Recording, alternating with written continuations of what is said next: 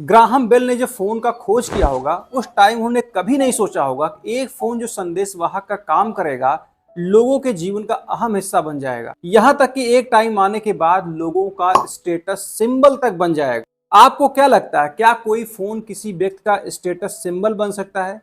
क्या किसी एक फोन को रखने से वो सोसाइटी में बहुत एलीट वर्ग का हो जाता है? मैं बात कर रहा हूं आईफोन के बारे में। आईफोन का जिस तरीके से क्रेज है उसके बारे में अगर ये बात बोली जाए को एक तरह से स्टेटस सिंबल हो गया है तो ये गलत नहीं है। यूथ के अंदर आईफोन का इतना जबरदस्त क्रेज है कि उसको देख के ऐसा लगता है कि अगर आपके पास आईफोन है तो आपका social standard, financial standard, living standard उन लोगों से ज्यादा बेटर है जिनके पास आईफोन नहीं है। बिहार के मुंगेर में एक घटना होती है। एक लड़की अपने मजदूर माता पिता से आईफोन की डिमांड करती है, लेकिन मजदूर माता पिता जो रोज मजदूरी करते हैं और अपना जीवन यापन करते हैं उनसे ये संभव नहीं था कि 1.5 लाख का फोन लाके अपनी बेटी को दे, तो उन्होंने मना कर दिया और इस बात से बेटी नाराज होती है और अपने हाथ की नस काट लेती है। फोन चाहिए एप्पल वाला, हमको और कोई दिक्कत नहीं है, हमको सिर्फ फोन का दिक्कत है, हमको फोन चाहिए। वहीं पर आईफोन को लेकर उत्तर प्रदेश के बहराइच में एक घटना होती है। एक लड़का सादाब नाम का जो बेंगलुरु से अपने घर वापस आता है शादी अटेंड करने, कुछ नाबालिग लड़कों ने उसकी हत्या कर दी और हत्या करने का जब कारण पूछा गया तो उन्होंने बताया कि हमने सादाब की हत्या इसलिए की कि उसके पास आईफोन था और हम वो आईफोन चाहते थे जिससे अच्छी वीडियो बना सके, रील बनाकर वायरल हो सके। आईफोन को लेकर इस न्यूज आर्टिकल को पढ़िए। ये घटना आंध्र प्रदेश की है जहां पर एक रामकृष्ण नाम का लड़का अपने पिता से आईफोन की डिमांड करता है। उसके पिता बिजनेसमैन होते हैं। वो कहते हैं अभी फाइनेंशियल कंडीशन अनस्टेबल है, मैं बाद में तुमको फोन दिला दूंगा, लेकिन उसको तुरंत फोन चाहिए होता है। पिता के जवाब से नाराज हो जाता है और इस नाराजगी के कारण वो रैट किल करने वाली दवा को खा लेता है, जिसके बाद तड़प तड़प कर उसकी हॉस्पिटल में मौत हो जाती है। वहीं पर गाजियाबाद में एक घटना होती है जहां एक लड़के ने आईफोन 13 खरीदने के लिए अपने नाना के घर से 2 सोने के कंगन चुरा लिए। उन कंगन के दाम लगभग 2.5 लाख रुपए थे। क्या आपने कभी नोटिस किया है? अगर आपने नोटिस नहीं किया है तो नोटिस करिएगा। आप कभी जिम जाइए, किसी पब्लिक प्लेस पे जाइए, किसी कोचिंग सेंटर में जाइए, किसी क्लब में जाइए, तो वहां पर आप देखेंगे जो मोस्टली टीनेज के लड़के हैं उनके हाथ में आईफोन दिखेगा। और इनमें से बहुत से बच्चे या तो बिलो मिडिल क्लास फैमिली होंगे या फिर मिडिल क्लास फैमिली के होंगे। अगर आप उनसे पूछेंगे कि आपने इतने महंगे फोन को क्यों परचेज किया है तो आपको बताएंगे जो आईफोन का सिक्योरिटी फीचर है वो इतना टाइट है कि उसे कोई भी हैक नहीं कर सकता। वो आईफोन की सिक्योरिटी के बारे में ऐसे बखान करते हैं, उसको अपनी ऐसी जरूरत बताते हैं मानो अपने फोन में कोई न्यूक्लियर प्लान लेके घूम रहे हैं और कई सारे देश उसको चोरी करना चाहते हैं। मैं आपको एक डेटा देता हूं। एप्पल ने साल 2024 में $10.7 मिलियन का आईफोन बेचा। अगर उसको आप भारतीय रुपए में कन्वर्ट करेंगे तो लगभग 90,680 करोड़ रुपए होंगे।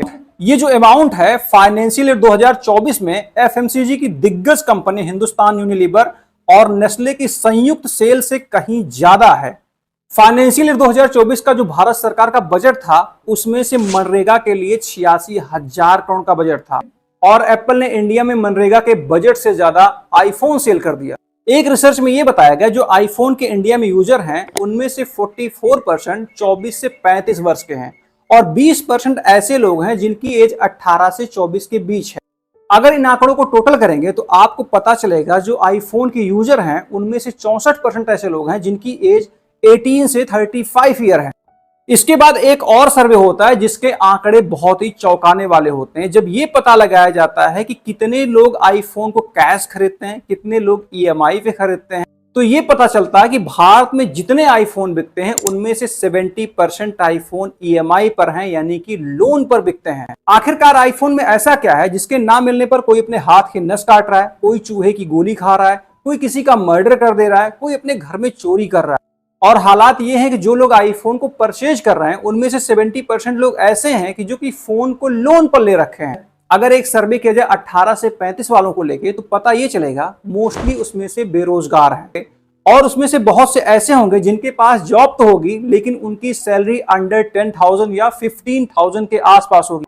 2-4% ऐसे होंगे जिनकी सैलरी अच्छी खासी होगी जो आईफोन जैसे महंगे फोन को खरीदने की क्षमता रखते होंगे और कितने के हालात तो ऐसे हो जाते होंगे जिनकी आईफोन की ईएमआई बाउंस हो जाती होगी जिसके बाद उनके घर पर बाउंसर भी पहुंच जाता होगा।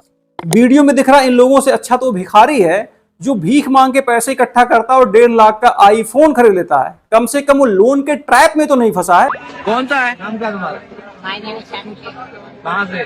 Administration. यहीं से हो? Yes. कौन सा फोन है तुम्हारा? iPhone 16 Pro Max. कितने का लिया?